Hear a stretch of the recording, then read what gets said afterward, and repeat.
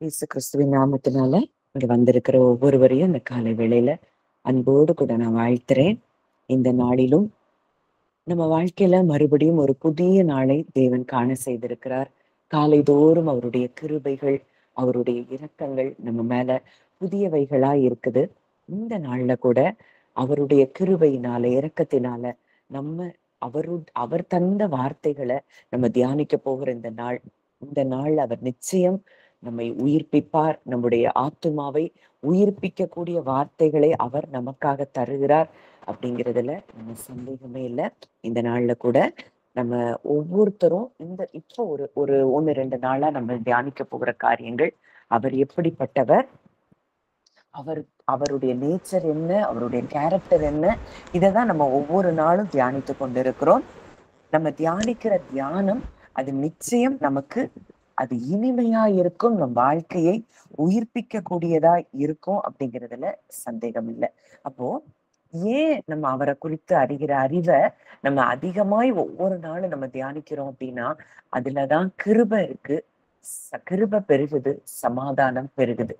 இந்த கிருபையும் சமாதானம் நம் வாழ்க்கையில பெருக ஆரம்பிக்கும் பொழுது எதை குறித்ததான கவலையும் நமக்கு இல்லை, எதை குறித்ததான பயமும் நமக்கு இருக்காது.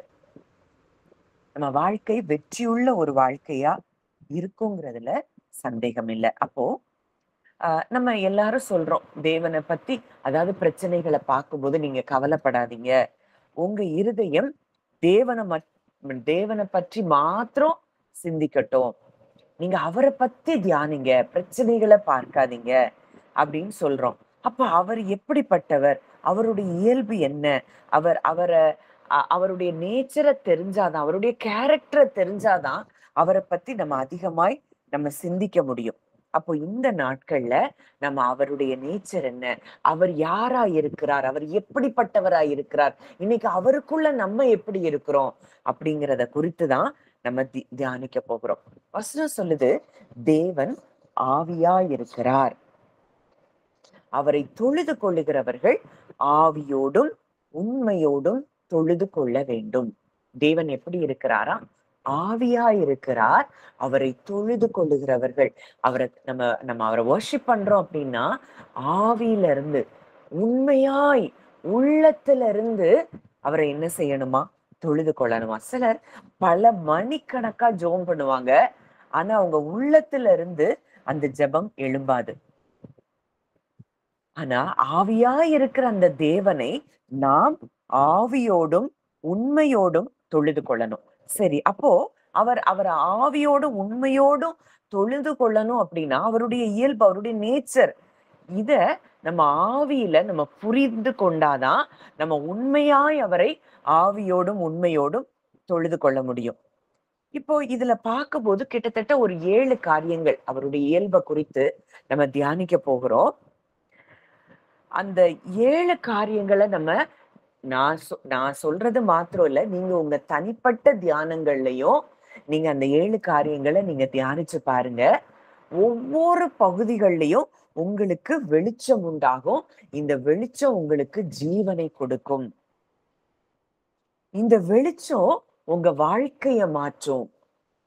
இந்த வெளிச்சம் நீங்க போற இடங்கள் எல்லாம் மற்றவர்களுக்குள்ள இந்த வெளிச்சத்தை கடத்துகிறவர்களா நீங்க இருப்பீங்க. அப்போ இதுல உள்ள ஃபர்ஸ்ட் நேச்சர், தேவனுடைய முதலாவது இயல்பு அது என்னன்னு பார்க்கும்போது, அது தேவனுக்குள்ள இருக்கக்கூடிய முக்கியமான ஒரு இயல்பு என்னன்னா ஜீவன். தேவன் அப்படிங்கிறவரு உயிரோட இருக்கு, நம்ம இன்னைக்கு உயிரோட இருக்கிறோம் அப்படின்னு சொல்றோம். அத மாதிரி அவர் உயிரோட இருக்கிறவர் அல்ல, அவரே ஜீவன். தேவன் இருக்கிற இடத்துல அங்க என்னதான் இருக்கும்? ஜீவன் தான் இருக்கும். நம்ம இன்னைக்கு ஒரு பலவீனத்துல இருக்கிறோம், இல்ல நம்ம ஆத்மாவுல சோர்வுல இருக்கிறோம் அப்படின்னா, ஏதோ ஒரு பகுதியில நம்ம வாழ்க்கையில மரணம் செயல்பட்டு கொண்டிருக்கு. அதுக்கு காரணம் நமக்கு இந்த ஜீவனின் உணர்வு, அந்த ஃபீல், நம்ம கிறிஸ்துவுக்குள்ள அந்த ஜீவனுக்குள்ள இருக்கிறோங்கிற அந்த தெளிவு நமக்கு என்ன செய்யல, இன்னும் புரியல, அதை இன்னும் உணரல. நம்ம 1 கொரிந்தியர் 15ல பார்க்கிறோம், மண்ணானவன் எப்படியோ மண்ணானவர்களும் அப்படி இருக்கிறார்கள். 1 கொரிந்தியர் 15:48. வானத்துக்குரியவர் எப்படியோ வானத்துக்குரியவர்களும் அப்படிப்பட்டவர்களே. முந்தின ஆதாமாகிய மனுஷன் அவன் எப்படி இருக்கிறான்னா, ஜீவ ஆத்துமாவானான். பிந்தின ஆதாம் உயிர்ப்பிக்கிற ஆவியானார். அவர் ஃபுல் ஆஃப் லைட்டா இருக்கிறாரு. அவரே எப்படி இருக்கிறாரா, உயிர்ப்பிக்க கூடிய ஆவியாய் அவர் இருக்கிறார். அப்போ இந்த உயிர்ப்பிக்கிற ஆவியானவருக்குள்ளதான், உயிர்ப்பிக்கிற ஆவியானவராய் இருக்கிற இந்த கிறிஸ்துவுக்குள்ளதான் நம்ம இருக்கிறோம். அப்படின்னா நம்ம எவ்வளவு தூரம் நம்ம லைஃப்ல இருக்கிறோம். இந்த லைஃப்ல தான் நம்ம இருக்கிறோங்கிற நம்ம எவ்வளவு தூரத்துக்கு அதை புரிந்து கொள்றோமோ, அவ்வளவு தூரத்துக்கு நம்ம வாழ்க்கை எப்படி இருக்கும்னா சந்தோஷம் நிறைந்ததா இருக்கும். நீங்க ஏதோ ஒரு இடத்துல சந்தோஷத்துல உங்களுக்கு குறைவு இருக்கு அப்படின்னா, இந்த சத்தியத்தை இன்னும் ஆழமாய் அறிந்து கொள்ளாததினுடைய விளைவு. அவருக்குள்ள ஜீவன் இருக்கு. அவரே உயிர்ப்பிக்கிற ஆவியானவராய் இருக்கிறாரு. இந்த உயிர்ப்பிக்கிற ஆவியானவருக்குள்ளதான் நம்ம இருக்கிறோம் அப்படிங்கிற இந்த சத்தியத்தை நம்ம எந்த பகுதிகளெல்லாம் அறிந்து கொள்ளலையோ அந்த பகுதிகள் நிமித்தம் நம்ம வாழ்க்கையில சந்தோஷம் இல்லாத நிலைமையில இருக்கிறோம். அங்க தேவகுமாரர்கள், தேவ புத்திரர்கள் எல்லாரும் எப்படி இருக்கிறாங்களா, நம்ம தேவ புத்திரர்கள் ஏகமாய் பாடி, விடியற்காலத்து நட்சத்திரங்கள் ஏகமாய் பாடி தேவ புத்திரர் எல்லாரும் கெம்பீரித்தார்களே. யோபு 38:7 இருக்கு. அப்ப இன்றைக்கு நீங்களும் நானும் தேவ புத்திரர்களாய் மாறும்படிதான் சர்வ சிருஷ்டியும் என்ன செய்து கொண்டிருக்கிறான், ஏங்கி கொண்டிருக்குதான், காத்து கொண்டிருக்குதான். அப்போ இந்த சந்தோஷத்தின் நிறைவை, இந்த கம்பீர சத்தம் இன்னைக்கு நம்ம வாழ்க்கையில இல்ல அப்படின்னா, நம்ம இந்த ஜீவனை குறித்ததான இன்னும் அந்த அறிவை பெறல. இந்த ஜீவனுக்குள்ளதான் நான் இருக்கிறேங்கிறத நம்ம இன்னும் உணர்வுகள்ல நம்ம உணர ஆரம்பிக்கல, ஃபீல் பண்ண ஆரம்பிக்கல. அப்போ நிச்சயமா அவருடைய பிள்ளைகள் சந்தோஷத்தை அனுபவிக்கணும். இந்த சந்தோஷம் நம்ம மனதை எப்பவும் எப்படி செய்யும்னா, என்ன செய்யும்னா, அதை அந்த எல்லை, மனதினுடைய எல்லைய விரிவாக்கிக்கிட்டே இருக்கும். ஆனா பயம் என்ன செய்யும், நம்ம மனதை அப்படியே அதை சுருக்கி அதை கான்ட்ராக்ட் பண்ணிரும். எதுலயும் நம்ம மனம் ஈடுபடாது. ஜீவன் இல்ல, ஜீவனை குறித்ததான அறிவு இல்ல, நான் இப்போ ஜீவனுக்குள்ள இருக்கிறேங்கிற அறிவு இல்லைன்னா நம்ம எப்பவும் பயத்துலதான் இருப்போம். அங்க மரண பயம் என்ன செய்தான், எபிரேயர் 2ல அதைதான் நம்ம பார்த்தோம். ஜீவ காலமெல்லாம் மரண பயம். ஏன்னா நம்ம ஜீவனுக்குள்ள வந்துட்டோங்கிற அந்த அறிவு இன்றைக்கும் நமக்கு இல்லாதபடியினால். அப்போ இன்னைக்கு நம்ம எதை சிந்தித்து கொண்டிருக்கிறோம், எதை தியானித்து கொண்டிருக்கிறோம்? மரணத்தை தியானிக்கிறோமா? இன்னைக்கு நம்ம இயேசு கிறிஸ்து உலகத்துல இருந்தப்போ அவர் போகிற இடங்களில் எல்லாம் அங்க ஜீவன் வெளிப்பட்டதை பார்க்கிறோம். அவர் போகிற இடத்துல அங்க அடக்க ஆராதனைகள் இல்ல. அவர் போகிற இடங்கள்ல எல்லாம் குறைவுகள் இல்ல. ஏன்னா குறைவுன்னு ஒண்ணு நம்ம வாழ்க்கையில இருக்குன்னா அதுவும் மரணத்தின் வாசனையாதான் நம்ம வாழ்க்கையில இருக்கு. அவர் போன இடங்கள்ல எல்லாவற்றிலையும் அங்க அன்பு வெளிப்படுத்தப்பட்டதை பார்க்கிறோம். அப்போ அதுதான் ஜீவனாய் இன்றைக்கு அந்த நமக்குள்ள இருக்கிறார். அந்த ஜீவனுக்குள்ள நம்ம இருக்கிறோம். பொதுவா நம்ம பார்த்தோம்னா மிருகங்களோ இல்ல நம்ம வளர்க்கிற மரம் செடி கொடிகளோ இதெல்லாம் சீக்கிரமா அதுக்கு எந்த ஒரு வியாதி வந்தா கூட அது குணமடையும். ஏன்னா அது அதை பத்தின சிந்தி சிந்தனை அதற்கு இருக்காது. நான் சுகமடைய மாட்டேன். இல்ல நம்ம பல வருஷங்கள் சிந்திச்சிட்டு இருந்தோம். என்ன சிந்திச்சிருந்த வியாதி ஒரு நல்ல நோக்கத்துக்காக எனக்கு வந்திருக்கு. இப்படியெல்லாம் அது நினைக்காது. அதனால அது ஜீவன். ஒரு செடி வாடி போயிருக்கும். நம்ம கொண்டு தண்ணிய ஊத்துன மாத்திரத்துல அது உயிர் பெற்றும். ஏன்னா அதுக்கு அந்த அந்த ஜீவனை அதுல இருந்து உடனடியா அது பெற்றுக்கொள்ளுது. ஆனா இன்னைக்கு நமக்கு பல சிந்தனைகளும், எண்ணங்களும், மன ஓட்டங்களும் இருக்கிறதுனால, இந்த ஜீவனுக்குள்ள நம்ம என்ன செய்ய முடியல? பிரவேசிக்க முடியவில்லை. யோவான் 1:4 பார்க்கிறோம். அவருக்குள் ஜீவன் இருந்தது. அந்த ஜீவன் மனுஷருக்கு ஒளியாக இருந்தது. இன்னைக்கு அந்த ஜீவனுக்குள்ளதான் நம்ம இருக்கிறோம். அந்த ஜீவன் இன்றைக்கு நமக்குள்ளே இருக்கிறார். அவரே ஜீவனா இருக்கிறார். இதெல்லாம் நான் சில காரியங்கள் சொல்லும்போது உங்களுக்கு இன்னும் ஆழமா புரிய ஆரம்பிக்கும். அப்போ அவருக்குள் ஜீவன் இருந்தது. கொலோசேர் 1:16-17 நம்ம பார்க்கிறோம். அவர் சர்வத்தையும் எப்படி என்ன செய்யறாரா?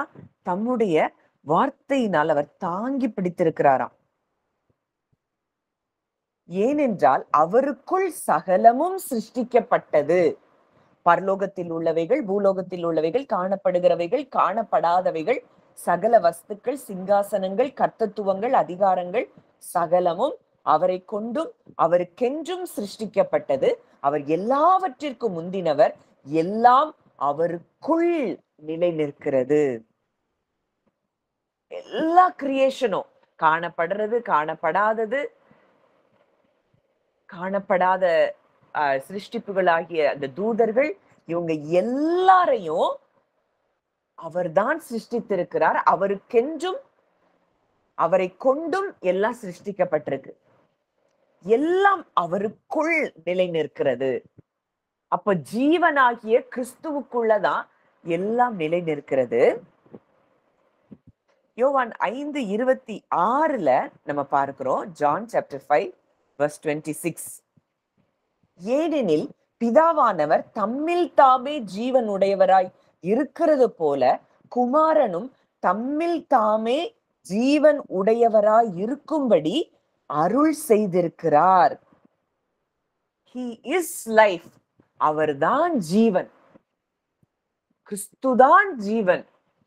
அந்த ஜீவனுக்குள்ள நம்ம இருக்கிறோம் அப்படின்னா எந்த மரணத்தின் வாசனை நம்மை ஆளுகை செய்ய முடியும்? மரணம் நம்மை ஆளுகை செய்ய முடியும். அந்த முதல் ஆதாமுக்குள்ளதான் மரணம் வந்தது. அந்த கீழ்ப்படியாமையின் நிமித்தம் அங்க மரணம் வந்ததை பார்க்கிறோம். இரண்டாம் ஆதாமாகிய கிறிஸ்து மரண பரியந்தம் கீழ்ப்படிந்தவராகி தம்மை அவர் தாழ்த்தினபடியினால அந்த இரண்டாம் ஆதாமாகிய கிறிஸ்து நமக்காக எல்லாவற்றையும் அவர் சுமந்து தீர்த்தபடியினால இன்றைக்கு அவருக்குள்ள அந்த ஜீவன் இருக்கிறபடியினால இன்றைக்கு அவருக்குள்ள இருக்கிற அந்த ஜீவனுக்குள்ள நம்ம எல்லாரும் கடந்து வந்திருக்கிறபடியினால நமக்குள்ள இன்றைக்கு ஜீவன் மாத்திரம்தான் செயல்படுகிறது. இந்த ஜீவன் நமக்குள்ள செயல்பட ஆரம்பிக்கும் போது நமக்குள்ள என்ன இருக்கும்? எப்பொழுதும் சந்தோஷம் இருக்கும், சமாதானம் இருக்கும், பயம் இருக்காது, மரண பயம் இருக்காது, வியாதியை குறிச்சதான அந்த அறிவே நமக்கு இருக்காது. இன்னைக்கு ஏன் நமக்கு அடிக்கடியா இப்படிப்பட்ட காரியங்கள் எல்லாம் நம்ம வாழ்க்கையில வருதுன்னா இந்த உலக ஞானம் இது நமக்கு அதிகமாய் நம்ம எண்ணங்கள்ல இருக்கிறபடியினாலதான் நம்ம ஈஸியா உலகத்துல ஒருத்தவங்களுக்கு வந்த உடனே அதை குறிச்சு திங்க் பண்றோம். உடனடியா நம்ம வாழ்க்கையில அந்த பலவீனங்களும் வியாதிகளும் நம்ம மேற்கொள்ளுகிறத பார்க்கிறோம். இன்றைக்கு ஜீவனா இருக்கிறவருக்குள்ள நம்ம இருக்கிறோம். அப்போ அவர் தேவன் என்னதை கொடுக்கிறாரா? நமக்கு நித்திய ஜீவனை கொடுக்கிறாரா, குமாரனை உடையவன் ஜீவனை உடையவன். இன்னைக்கு நீங்க குமாரனை உடையவனா இருக்கிறீர்கள். இதுதான் நிஜம், இதுதான் சத்தியம். யோவான் 1 நம்ம பார்க்கிறோம். அவர் அந்த யோவான் 1 அந்த வார்த்தை மாம்சமாகி கிருபையினாலும் சத்தியத்தினாலும் நிறைந்தவராய் நமக்குள்ளே வாசம் பண்ணினார். இந்த ஜீவனை உடையவர் இன்றைக்கு எங்க வாசம் பண்ணி கொண்டிருக்கிறார்? நமக்குள்ளே வாசம் பண்ணி கொண்டிருக்கிறார். இதை எவ்வளவு தூரம் நீங்க ஃபீல் பண்றீங்களோ, இத மூளை அளவுல இல்ல, இதை இருதயபூர்வமாய் யார் ஒருவர் இந்த ஜீவனை உடையவர் எனக்குள்ளே வாசம் பண்ணி கொண்டிருக்கிறார், இந்த ஜீவனு உடையவருக்குள்ளதான், உயிர்ப்பிக்கிற ஆவியானவருக்குள்ளதான் நான் இருக்கிறேன் அப்படிங்கிறத நீங்க எந்த அளவுக்கு நீங்க ஃபீல் பண்றீங்களோ அந்த அளவுக்கு நீங்க ஜீவன்ல செயல்பட ஆரம்பிப்பீங்க. நீங்க பேசுற வார்த்தை ஜீவனா இருக்கும். உங்க பார்வை ஜீவனை ஜீவனை கொடுக்கிறதா இருக்கும். உங்களுடைய செயல்கள், உங்களுடைய ஆக்ஷன்ஸ், நீங்க போற இடம் எல்லாம் இருள்ல இருக்கிற ஜனங்கள் உங்களை பார்த்து வெளிச்சத்தை அவங்க கண்டு கொள்ளுவாங்க. இருளில் இருக்கிற ஜனங்கள் பெரிய வெளிச்சத்தை கண்டார்கள். மரண இருளின் தேசத்தில் குடியிருக்கிறவர்கள் மேல் வெளிச்சம் பிரகாசித்தது.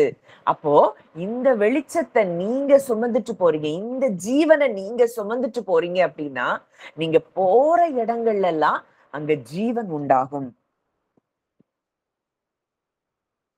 ஏன்னா இயேசு கிறிஸ்துவே ஜீவனா இருக்கிறார்.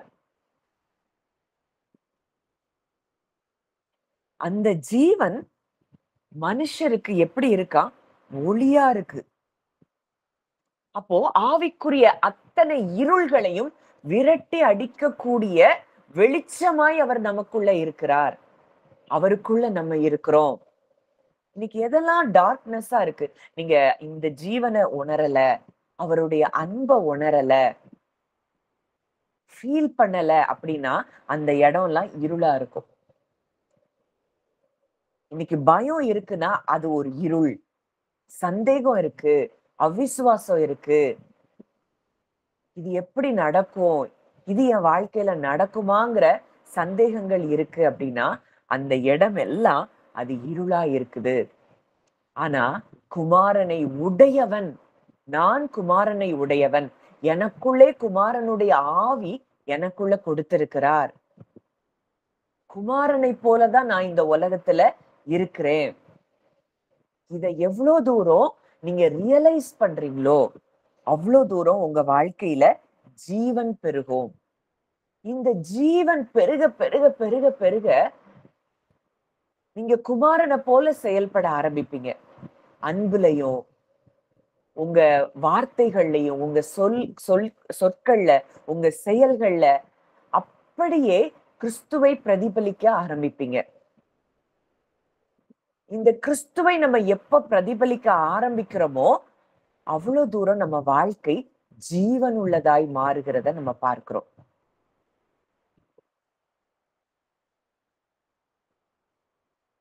இப்போ தேவன் ஆதாமை படைத்து அங்க ஆதாமுக்குள்ள என்ன செய்யறாரு? சுவாசத்தை ஊதுகிறார். அவர் சுவாசத்தை அங்க ஊதுன மாத்திரத்துல அவன் என்ன செய்யறான்? உயிர்ப்பிக்கப்படுறான். ஆத்துமா ஜீவ ஆத்துமா ஆனதை நம்ம பார்க்கிறோம். உண்டானது ஒன்றும் அவராலே அல்லாமல் உண்டாகவில்லை. நாசியில அவனுடைய சுவாசத்தை, ஏன்னா அவர் தான் ஜீவனா இருக்கிறாரு, அந்த ஜீவனுடையவர் நாசியில சுவாசத்தை ஊதுன உடனே அவன் ஜீவனை பெறுகிறான். இன்றைக்கு அந்த சுவாசத்தை ஊதினவரே இன்றைக்கு நமக்குள்ள இருக்கிறார். ஜீவனை உடையவரே நமக்குள்ள இருக்கிறார். அவருக்குள்ள நம்ம இருக்கிறோம் அப்படின்னா எந்த அளவுக்கு நம்ம ஜீவனில் செயல்படுகிறோம், இருக்கிறோம்.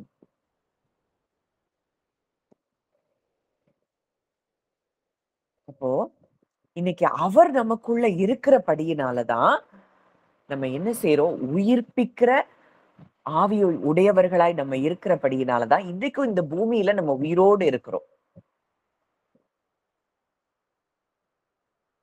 அவர் நமக்குள்ள இருக்கிறதுனாலதான் மரித்தவர்களாய் இருந்த நம்மை, பாவத்துக்கு மரித்து கடந்தோம், இன்றைக்கு உயிர்ப்பிக்கிற ஆவியானவராகிய அவரை நாம் விசுவாசித்தது நிமித்தம் இன்னைக்கு என்ன செஞ்சிருக்கிறோம்? உயிர்ப்பிக்கப்பட்டு அவரோடு கூட நாம் உட்கார வைக்கப்பட்டிருக்கிறோம். இன்னைக்கு அவரை நம்ம ஏற்றுக்கொண்டபடியினால, கிறிஸ்துவுக்குள் நம்ம வந்தபடியினால இன்னைக்கு நம்ம நேச்சர் மாறிடுச்சு. புது சிருஷ்டியா நம்ம மாறிட்டோம். அவருடைய ஜீவன் நமக்குள்ள இருக்கிறபடியினால நாம் மற்றவர்களுக்கு வெளிச்சமாய் மாறுகிறோம்.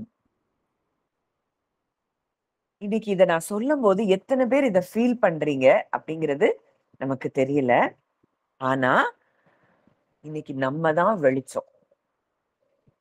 இதை இன்னும் நம்ம ஆழமா நம்ம தியானிக்க போறோம். அங்க ஆதாமை தேவன் படைக்கிறார். எதுல இருந்து படைக்கிறார்? மண்ணுல இருந்து படைக்கிறார்.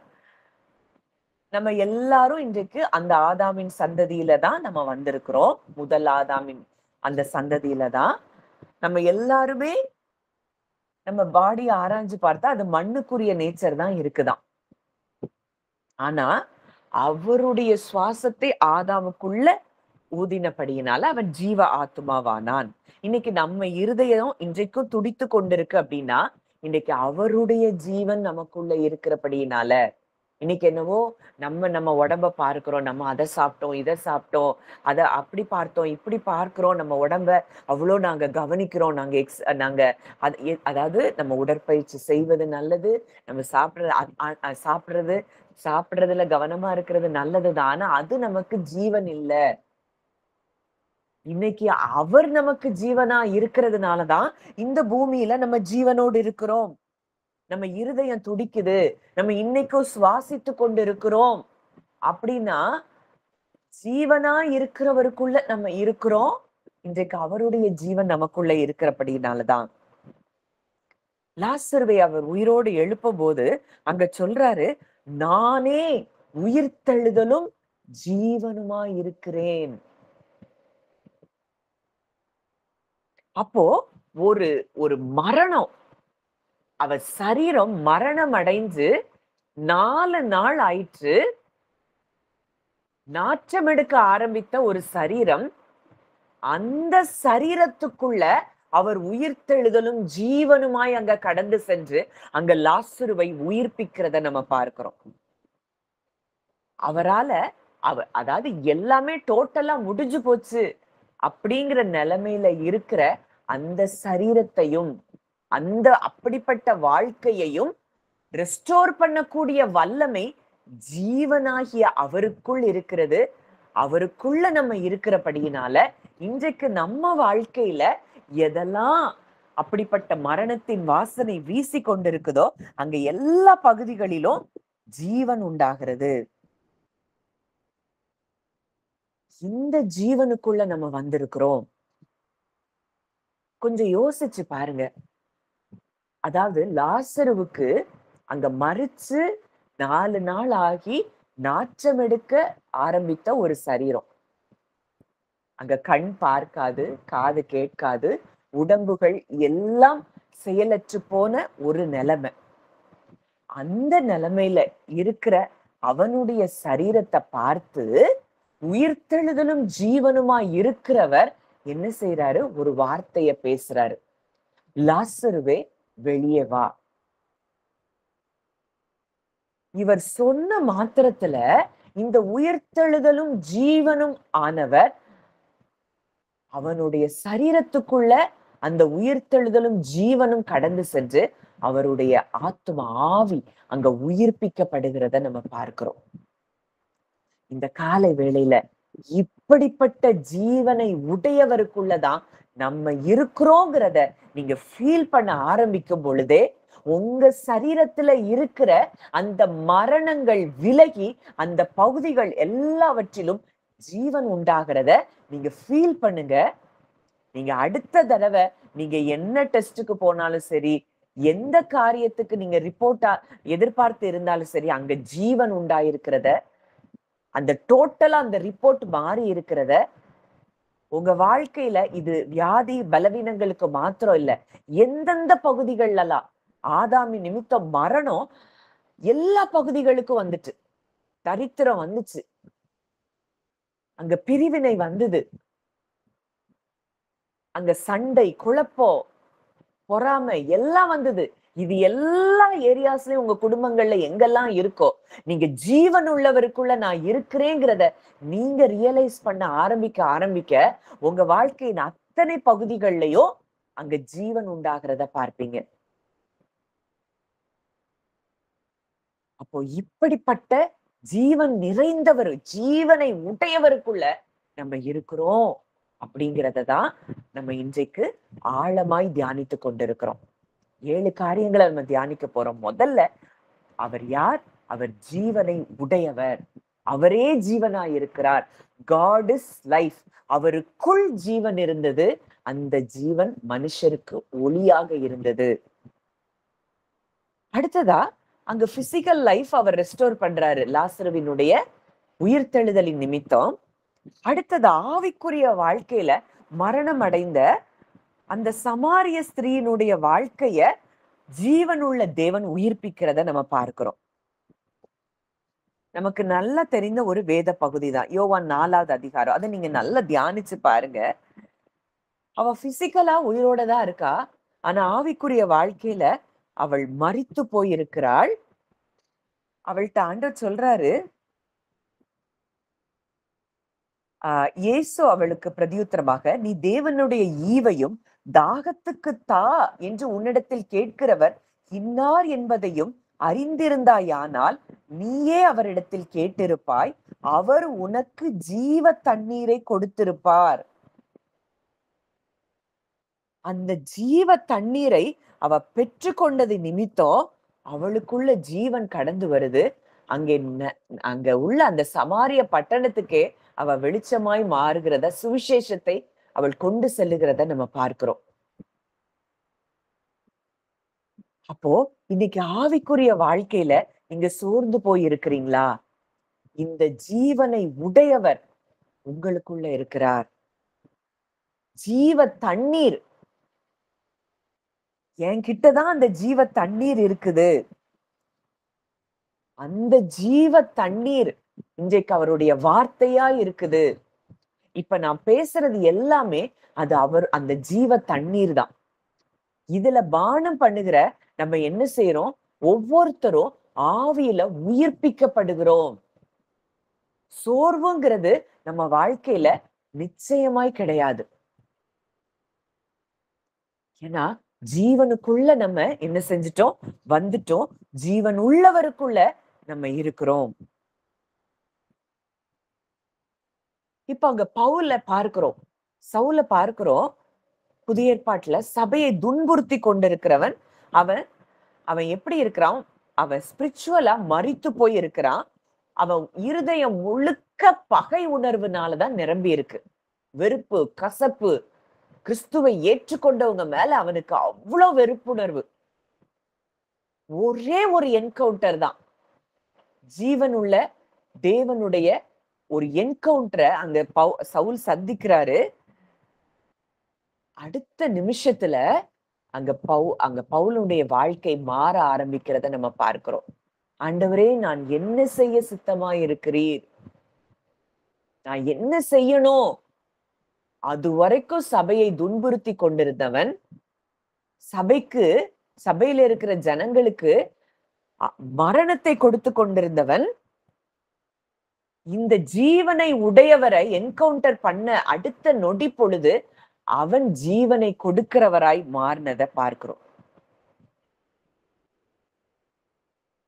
அப்போ இப்படிப்பட்ட ஜீவன் நிறைந்தவர் தான் நம்ம ஒவ்வொருவருக்குள்ள இருக்கிற. இத ஏதோ நம்ம ஆமா கிறிஸ்து நமக்குள்ள இருக்கிறாரு, இத நான் நம்புறேன் இப்படின்னு மூளையில நம்புறது இல்ல.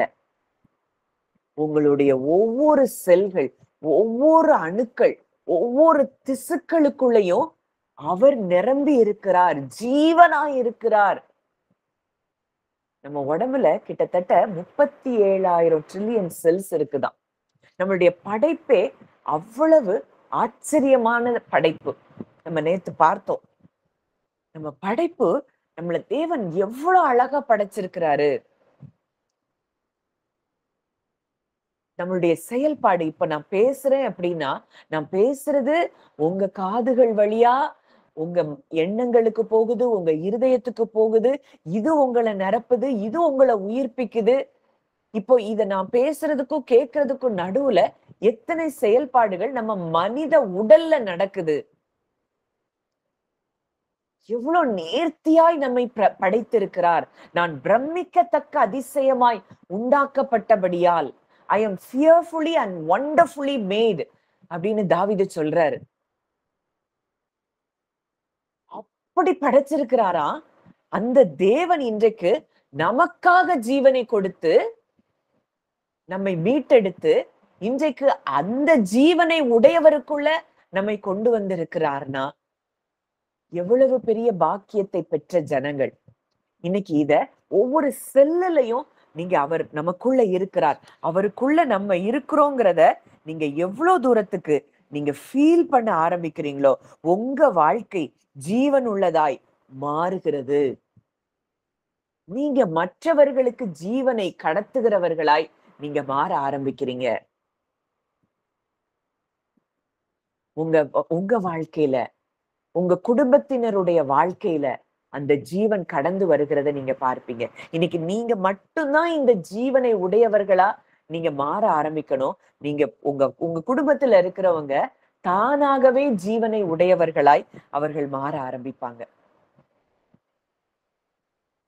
இத அதிகமாய் இன்னும் நான் கிறிஸ்துவுக்குள்ள நான் யாரா இருக்கிறேன் அப்படிங்கிறத நீங்க தியானிக்கிற தியானத்துலதான் அந்த வாழ்க்கை மாற்றப்படுகிறத நம்ம பார்க்க முடியும். அவர் ஒளியை கொடுக்கிறவர். அதாவது அந்த ஜீவன் என்ன செய்து ஒளியையும் கொடுக்கிறாராம். பிறவி குருடர்களுக்கெல்லாம் அவர் என்ன செய்யறாரு? ஒளியை கொடுக்கிறார். அது பிசிக்கல் ஹீலிங்க்கு மாத்திரம் இல்ல, ஆவிக்குரிய வாழ்க்கையில இருளடைந்தவர்களுக்கும் அவர் என்ன கொடுக்கிறாரா? ஒளியை கொடுக்கிறார். அந்த ஜீவனுள்ள தேவன், ஜீவனுள்ள கிறிஸ்து இன்னைக்கு நம்ம வாழ்க்கையில ஆவிக்குரிய குருட்டாட்டத்திலிருந்து நம்ம என்ன செய்யறாரு? அதுல இருந்து நம்மை வெளியே கொண்டு வந்து நம்மை ஜீவனுக்குள்ள அவர் கொண்டு வருகிறார். உணர்வில்லாதவர்களுடைய இருதயம் இருளடைந்தது அப்படின்னு சொல்லி பார்க்கிறோம். இப்ப சவுலுக்கு கிட்டத்தட்ட அந்த நிலைமைதான். ரோமர் 1 நீங்க வாசித்து பாத்தீங்கன்னா நம்ம நம்ம ஷார்ட்ஸ்ல நீங்க கேட்டிருப்பீங்க, சர்வ சிருஷ்டியும் அவருடைய வல்லமையை வெளிப்படுத்துது. தேவனை குறித்து அறிகிற அறிவு எல்லாருக்குள்ளேயும் வெளிப்படுத்தப்பட்டிருக்கு. ஆனா தேவனை பற்றி அறியும் அறிவை பற்றி கொண்டிருக்க அவர்களுக்கு மனதில்லாதிருந்தபடியினால் உணர்வில்லாதவர்களுடைய இருதயம் என்ன செஞ்சது? இருள் அடைந்தது. இப்போ இருள் இருக்கிற இடத்துல நம்ம ஒரு லைட்டை போட்ட உடனே வெளிச்சம் உண்டாகும். ஆனா அவங்க இருதயம் டோட்டலா என்னவாயிருச்சு? பிளைண்ட் ஆயிருச்சு. இந்த பிளைண்ட் ஆன இப்படிப்பட்ட மனிதர்களுக்கு 1000 வாட்ஸ் லைட் போட்டா கூட அங்க வெளிச்சம் அவங்களுக்கு என்ன செய்யாது? தெரியாது. அத போலதான் சவுலினுடைய வாழ்க்கை இருந்தது.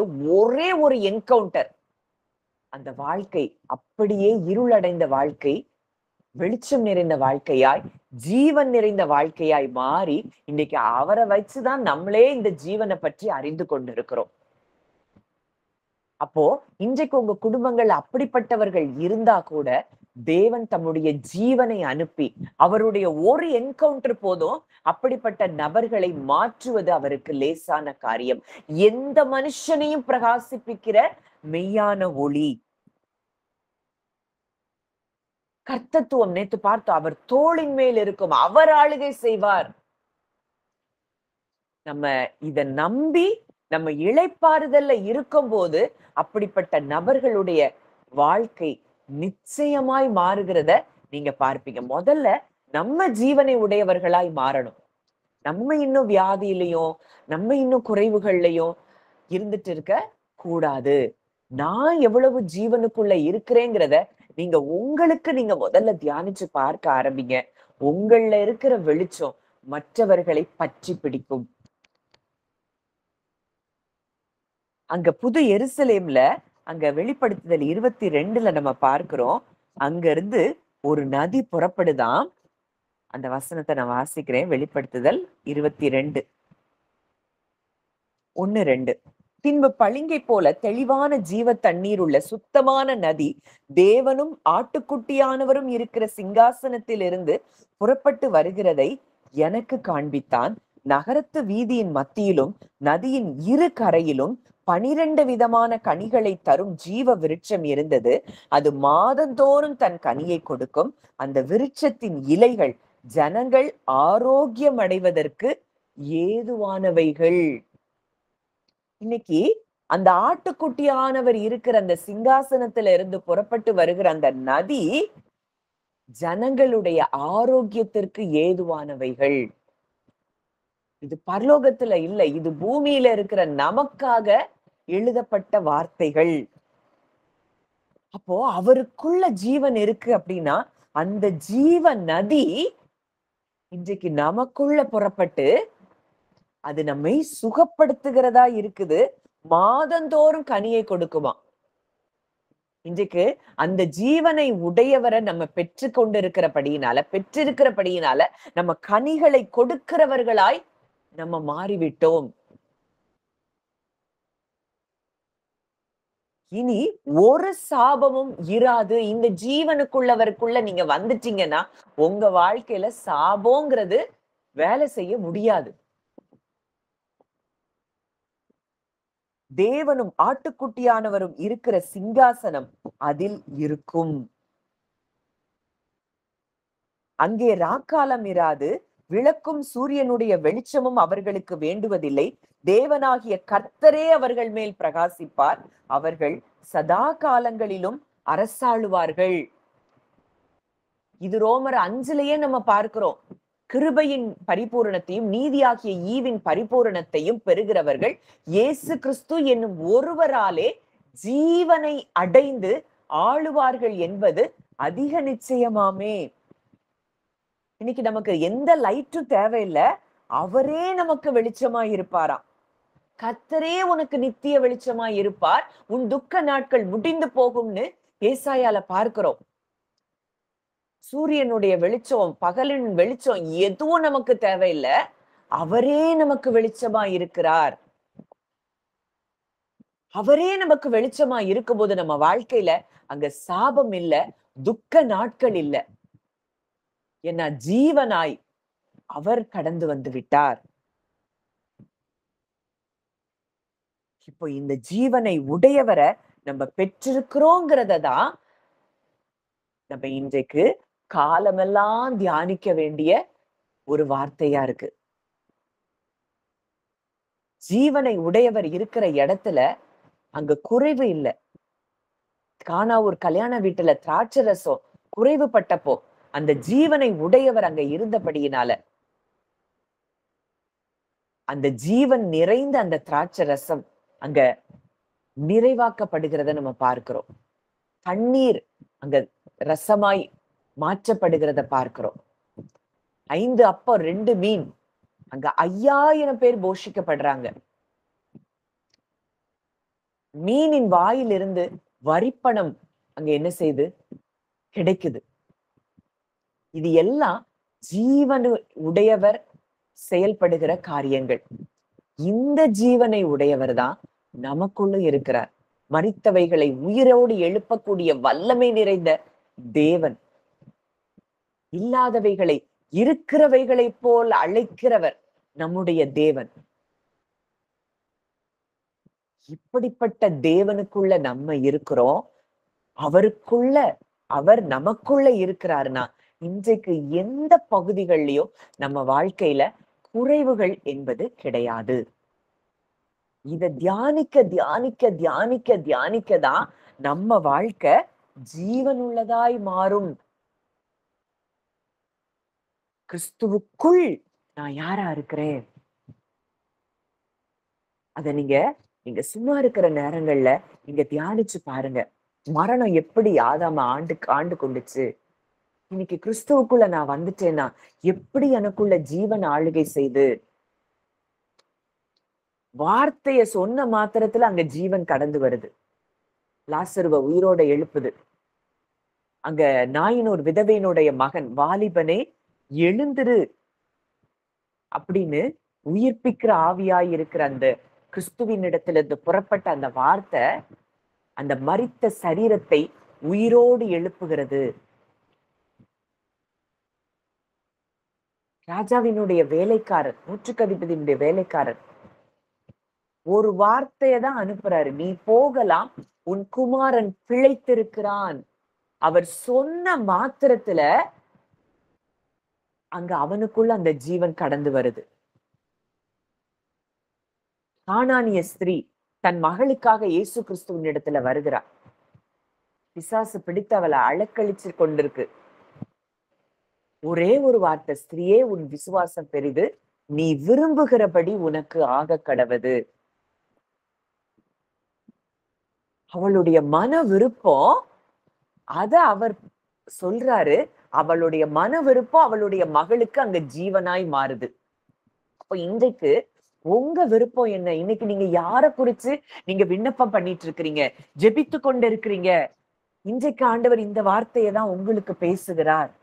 உங்க விசுவாசம் பெரிது, நீங்க விரும்புகிறபடி உங்களுக்கு ஆக கடவுது. ஒருவேளை இன்றைக்கு உங்க குடும்பத்தின் நபர்களை குறித்து, உங்க பிள்ளைகளை குறித்து, அவங்களுக்குள்ள ஜீவன் இல்லாத நிலைமையை நீங்க பார்க்கலாம். ஆனா இன்றைக்கு கர்த்தர் தம்முடைய வார்த்தையை அனுப்பி அவர்களை சுகமாக்குகிறார். ஏன்னா அந்த வார்த்தைக்கு அவ்வளோ பவர் இருக்கு. உயிர்ப்பிக்கிற ஆவியான தேவனுடைய வார்த்தைக்கு அவ்வளோ வல்லமை இருக்குன்னா, இந்த உயிர்ப்பிக்கிற ஆவியானவருக்குள்ள நம்ம இருக்கிறோம், அவர் நமக்குள்ள இருக்கிறாருன்னா நம்ம வார்த்தைக்கு எவ்வளவு வல்லமை இருக்கிறது. அவர் நம்மை ராஜாக்களாய் ஆசாரியர்களாய் இந்த பூமியில வைத்திருக்கிறார். நம்ம பேசுற வார்த்தை எல்லாம் அது ஜீவனாய் மற்றவர்களுக்குள்ள கடந்து போகும். இத ஆணித்தரமா நம்ம என்ன செய்யணும்? விசுவாசிக்கணும். அதற்கு நம்ம என்ன செய்யணும்னா, நம்ம அதிகமாய் கிறிஸ்துவுக்குள்ள நம்ம யாரா இருக்கிறோங்கிறத தியானிக்கணும். அவர் செய்த அற்புதங்கள் எல்லாம் நீங்க இன்னைக்கு தியானிச்சு பாருங்க. அங்க எல்லா இடத்துலயும் ஜீவன். மரணம்ங்கிறது அவர் போன இடத்துல எங்கேயுமே கிடையாது. குறைவுங்கிறது எங்கேயுமே கிடையாது. அவர்கிட்ட வந்த எல்லாரையும் அவர் சுகமாக்குகிறார். ஆனால் இந்த ஜீவன் நம்ம வாழ்க்கையில செயல்படுகிறதற்கு சில தடைகளும் நம்ம வாழ்க்கையில இருக்குது. அது என்னென்ன தடைகள்? அந்த தடைகளை நம்ம எப்படி மேற்கொள்ளணுங்கிறத தான் நம்ம நாளைக்கு மெடிடேஷன் பிரேயர்ல நம்ம தியானித்து பார்ப்போம். இந்த தடைகளை நம்ம உடைச்சு எரிஞ்சாதான் இந்த ஜீவன் நமக்குள்ள என்ன செய்ய முடியும்? செயல்பட முடியும். நானே வழியும் சத்தியமும் ஜீவனுமாய் இருக்கிறேன். நானே உயிர்த்தெழுதலும் ஜீவனுமாய் இருக்கிறேன். நானே ஜீவ அப்பம். அவர் லைஃப நமக்கு கொடுக்கல, அவரே லைஃபா இருக்கிறாரு.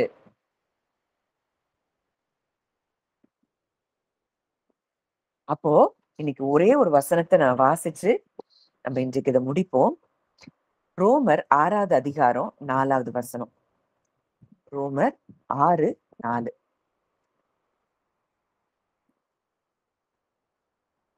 மேலும் பிதாவின் மகிமையினாலே கிறிஸ்து மரித்தோரிலிருந்து எழுப்பப்பட்டது போல நாமும் புதிதான ஜீவன் உள்ளவர்களாய் நடந்து கொள்ளும்படிக்கு அவருடைய மரணத்துக்குள்ளாக்கும் ஞான ஸ்நானத்தினாலே கிறிஸ்துவுடனே கூட அடக்கம் பண்ணப்பட்டோம். அப்போ பிதாவின் மகிமையினால கிறிஸ்து மரித்தோரிலிருந்து எழுப்பப்பட்டிருக்கிறாரு. அப்போ இன்னைக்கு ஞானஸ்நானத்துல அவருக்குள்ள நம்ம அடக்கம் பண்ணப்பட்டு இன்றைக்கு நாமும் புதிதான ஜீவன் உள்ளவர்களாய் நடந்து கொள்ளும்படிக்கு நம்ம என்ன செஞ்சிருக்கிறோம்? உயிர்ப்பிக்கப்பட்டிருக்கிறோம்.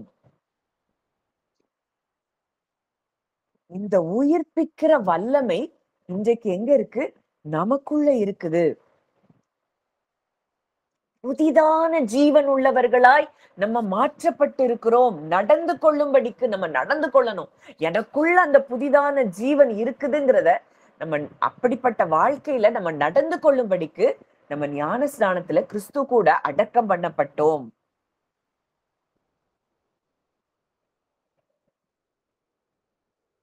அப்போ வெளிப்படுத்துதல் 21:6 தாகம் உள்ளவர்கள் இந்த காரியங்களை இந்த ஜீவனை நான் பெற்றுக்கொள்ளணுங்கிற அந்த தாகம் இருக்கிறவங்களுக்கு அவர் என்ன செய்யறாராம்? ஜீவ தண்ணீர் ஊற்றில் இலவசமாய் அவர் கொடுக்கிறாராம்.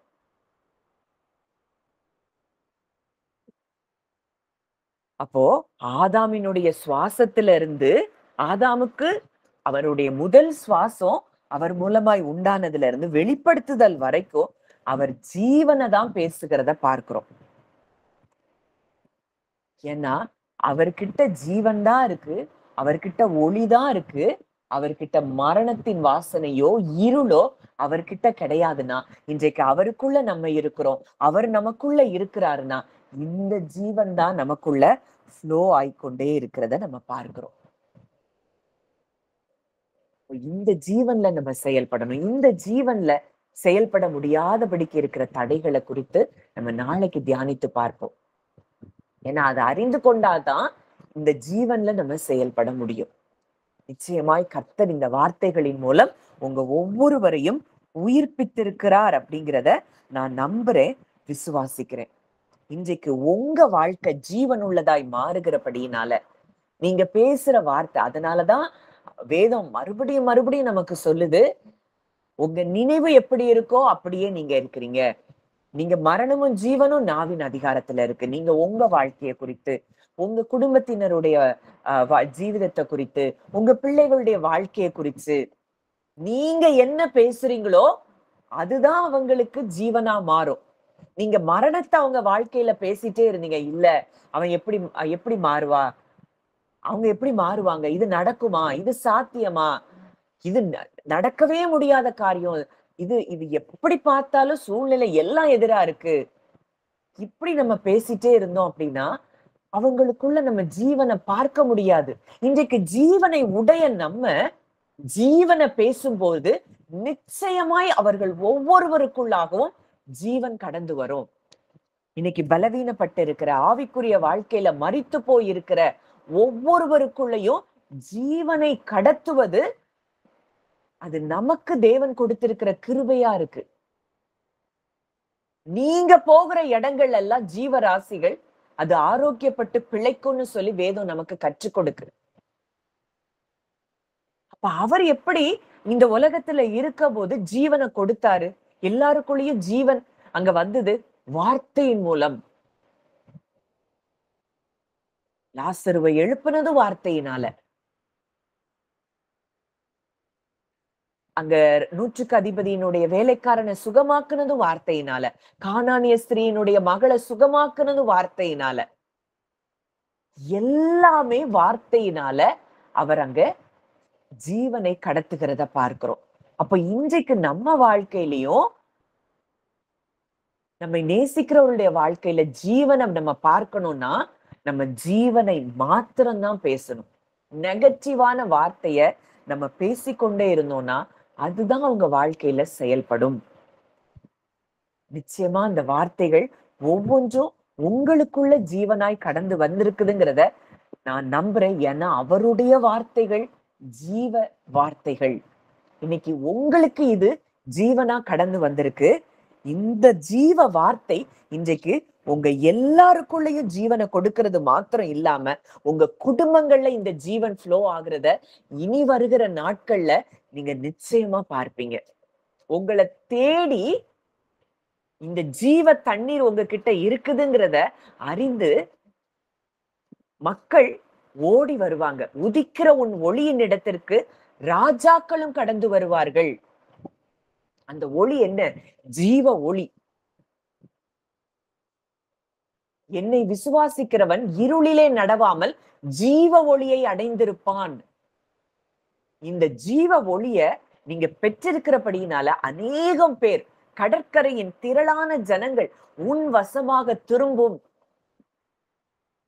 எழும்பி பிரகாசி, உன் ஒளி வந்தது, கர்த்தருடைய மகிமை உன் மேல் உதித்தது. இந்த ஜீவன் நம்ம மேல உதிச்சிருக்கு. இன்னைக்கு இந்த நாள்ல இருந்து நம்ம பிரகாசிக்கிறவர்களாய்தான் நம்ம இருப்போம். அநேகர் இந்த இருள்ல இருக்கிற ஜனங்கள் உங்களை தேடி வருகிறத, நீங்க கலங்கரை விளக்கமாய் மாறுகிறத நீங்க நிச்சயமாய் பார்ப்பீர்கள். இதை யாரெல்லாம் எவ்வளவு தூரத்துக்கு உங்க இருதயத்துல சீரியஸா எடுக்கிறீங்களோ, நீங்க இந்த டாக்டர் சொல்றது, ரிப்போர்ட் சொல்றது, அவங்க அப்படி சொன்னாங்க, இவங்க இப்படி சொன்னாங்க, என் உடம்பு இந்த சிம்டம் எல்லாம் சொல்லுது, இதெல்லாம் தூர ஒதுக்கி தள்ளிட்டு, நான் ஜீவன் உள்ளவருக்குள்ள இருக்கிறேன், எனக்குள்ள ஜீவன் இருக்குதுங்கிறத நீங்க ஆழமாய் இத தியானிக்க ஆரம்பிங்க. உங்களுடைய சரீரத்தின் அவயவங்கள் ஒவ்வொன்றும் உயிர்ப்பிக்கப்படுகிறத நீங்க பார்ப்பீங்க. இந்த ஜீவன் இன்றைக்கு ஒவ்வொருத்தருக்குள்ளயும் அது கடந்து வந்திருக்கிறது. இத நீங்க தியானிச்சு பாருங்க. கர்த்தர் உங்க ஒவ்வொருவருக்கூடயும் அளவில்லாமல் அவர் இடைப்பட்டு உங்களை நிரப்பிட்டே இருப்பார். பரிசுத்த ஆவியின் நிறைவை நீங்கள் பெற்றுக்கொள்வீர்கள். முந்தின ஆதாமுக்குள்ள நம்ம இல்ல, பிந்தின ஆதாமாகிய உயிர்ப்பிக்கிற ஆவியானவருக்குள்ள நம்ம வந்துட்டோம். அதனால நீங்க போற இடங்கள் எல்லாம் ஜீவன். இந்த வார்த்தைகளை நீங்க அதிகமா தியானிங்க. நம்ம ஜெபிப்போம். ஒவ்வொரு நாளும் ஜீவனை மற்றவர்களுக்குள்ள கடத்துகிறவர்களாய் நம்ம ஒரு வாழ்க்கை வாழ்வோம். இயேசுவுக்காக இந்த வாழ்க்கை நமக்கு ஒரு வாழ்க்கை கொடுக்கப்பட்டிருக்கு. இந்த வார்த்தைகளை நம்ம தியானிச்சு தியானிச்சு ஜீவன் உள்ளவர்களாய் நம்ம மாறி மற்றவர்களுக்கும் ஜீவன், சர்வ சிருஷ்டிக்கும் நம்ம ஜீவனை கடத்துவோம். இதுதான் நமக்கு தேவன் கொடுத்திருக்கிற, நியமிக்கப்பட்டிருக்கிற ஒரு வாழ்க்கை. இந்த வாழ்க்கையை நம்ம வாழ்ந்து மற்றவர்களுக்கு நம்ம ஆசீர்வாதமாய் நம்ம மாறுவோங்கிறதுல சந்தேகமே இல்லை. ஜெபிக்கலாம். நல்ல தகப்பனே, நன்றியோடு உம்மை துதிக்கிறோம், ஸ்தோத்தரிக்கிறோம் அப்பா. ரீபல ஹாஷல பிரேக்கல பாரு அதுஷலபா. அப்பா, சிங்காசனத்திலிருந்து அந்த நதி புறப்பட்டு வருகிறத, அந்த ஜீவ தண்ணீர் உள்ள நதிகள் இன்றைக்கு எங்க ஒவ்வொருவருக்குள்ளயும் அந்த ஜீவ தண்ணீர் உள்ள நதிகள் அது பாய்ந்து வருகிறத நாங்க பார்க்கிறோம்ப்பா. ஏன்னா நீரே ஜீவனாய் இருக்கிறீர். ஜீவ தண்ணீர் உங்ககிட்ட இருந்து அது புறப்பட்டு வருகிறது தகப்பனே. அது எங்க எல்லாருடைய வாழ்க்கையிலும், எங்க குடும்பத்தாருடைய வாழ்க்கையிலும் அந்த ஜீவ தண்ணீர், அவங்க எல்லாரையும் அந்த ஜீவ தண்ணீர் அப்பா அது தொடுகிறத பார்க்கிறோம். உயிர்த்தெழுதலும் ஜீவனுமா இருக்கிறவர் இன்றைக்கு எல்லாருக்குள்ளேயும் நீங்க இருக்கிறீங்கப்பா. அப்பா, இந்த ஜீவ தண்ணீரை நாங்க பருகி கொண்டு இருக்கிறோம். எங்க குடும்பத்தாருக்குள்ள அந்த ஜீவ தண்ணீர் அது ஊற்றப்படுகிறது. அவங்களுக்குள்ள அந்த ஜீவ தண்ணீர் கடந்து செல்கிறத நாங்க பார்க்கிறோம்ப்பா. நாங்க விசுவாசிக்கிறோம். எங்களுக்குள்ள அந்த ஜீவ தண்ணீர் அப்பா அது கடந்து வந்து கொண்டிருக்கிறத பார்க்கிறோம். ஜீவனை நாங்கள் ஆண்டவரே அப்பா எல்லாருக்குள்ளயும் நாங்க அனுப்பி கொண்டு இருக்கிறோம்ப்பா. நீங்க அனுப்பி கொண்டு இருக்கிறீங்கப்பா. உங்க வார்த்தை அனுப்புதுப்பா. ஒவ்வொரு அவயவங்களுக்குள்ளாகவும் உங்க ஜீவன் கடந்து வருகிறது. ஒவ்வொரு செல்களுக்குள்ள, எங்களுடைய ஆத்துமாவுல எந்தெந்த இடத்துல எல்லாம் பயம் இருந்ததோ, மரணம் இருந்ததோ, அந்த இடத்துல எல்லாம் உங்க ஜீவன் கடந்து வருகிறது. ஏன்னா கிறிஸ்துவுக்குள்ள நாங்க இருக்கிறோம். கிறிஸ்து எங்களுக்குள்ள இருக்கிறபடியினால அந்த பயத்தின் வேர்கள் அது வேரோடு பிடுங்கப்படுகிறத நாங்க பார்க்கிறோம்ப்பா.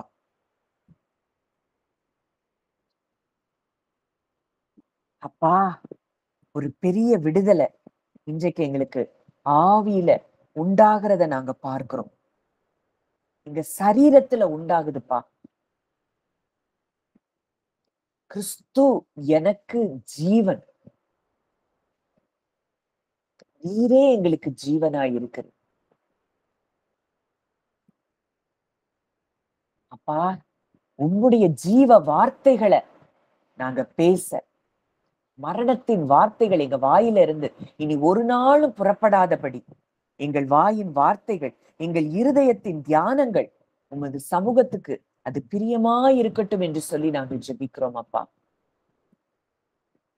இங்க ஒவ்வொருவருடைய வாழ்க்கையிலையும் ஜீவனை நாங்க பேசுறோம். எங்க குடும்பத்துல இருக்கிற ஒவ்வொருவருடைய வாழ்க்கையிலையும் ஜீவனை பேசுறோம், சுகத்தை பேசுறோம், சமாதானத்தை பேசுறோம், சந்தோஷத்தை பேசுறோம்ப்பா. இந்த நாள்ல இருந்து சந்தோஷத்தின் நிறைவை, ஏன்னா நாங்க ஜீவன்ல இருக்கிறோம்னா அந்த சந்தோஷத்துலதான் நாங்க கெம்பீரிப்போம். ஏன்னா தேவ புத்திரர்கள் அப்படித்தான் கெம்பீரித்தாங்கன்னா, இந்த சந்தோஷத்தின் நிறைவை பெற்று நாங்க எப்பொழுதும் சந்தோஷமாதான் இருப்போம். ஏன்னா எங்களுக்குள்ளேயும் எங்கள் குடும்பங்களுக்குள்ளேயும் அந்த ஜீவ நதி அது கடந்து வந்து கொண்டே இருக்கிறதுப்பா. குடும்பத்தாருக்குள்ள அந்த ஜீவ நதி. கர்த்தர் ஒரு பெரிய விடுதலைய இன்றைக்கு நீங்க கொடுக்குறீங்க. உமக்கு நன்றி செலுத்துகிறோம் அப்பா. இந்த கிறிஸ்துவுக்குள்ள நாங்க இருக்கிறோம், வெளிச்சத்துக்குள்ள, ஜீவனுக்குள்ள, உயிர்ப்பிக்கிற ஆவியானவருக்குள்ள நாங்க இருக்கிறோம். இந்த ஜீவன் ஒவ்வொருவருக்குள்ளேயும் கடந்து வந்து ஒவ்வொருவரையும் பலப்படுத்தினதற்காய், விடுவித்ததற்காய் நாங்கள் நன்றி செலுத்துகிறோம் அப்பா. ஒவ்வொருவருடைய பலவீனங்களும் மாறி போனதற்காய் நன்றி செலுத்துகிறோம். பெரிய காரியங்களை கர்த்தர் இனி எங்க வாழ்க்கையின் மூலம் நீ செய்ய போகிறதற்காய், அநேகருக்கு எங்களை வெளிச்சமாய் மாற்றி, அநேகருக்கு எங்களை ஆசீர்வாதமாய் மாற்றி, அப்பா கலங்கரை விளக்கமாக எங்களை மாற்றி, எங்களை ஆசீர்வாதத்தின் பாத்திரமாக நீர் எங்களை மாற்றி ஆசீர்வதிக்கிறபடியினால் நன்றி செலுத்துகிறோம். அந்த ஒவ்வொருவரையும் அப்பா உங்களுடைய பிள்ளையாய் நான் பிளஸ் பண்றேன், ஆசீர்வதிக்கிறேன். இந்த ஜீவன்ல அவங்க இன்னும் இந்த ஜீவனை குறித்ததான அறிவை அவர்கள் அதிகமாய் பெற்றுக்கொள்ள கிருபை தாங்கப்பா. எங்க ஒவ்வொருவருக்கும் அந்த கிருபை தாங்க. அப்படியே ஆசீர்வதிக்கிறீர். நன்றி செலுத்துகிறோம். துதி கன மகிமை யாவையும் இயேசு ஒருவருக்கே செலுத்துகிறோம். கர்த்தரும் மீட்பருமாகிய இயேசுவின் மூலம் கேட்கிறோம் ஜீவனுள்ள நல்ல பிதாவே, ஆமென்.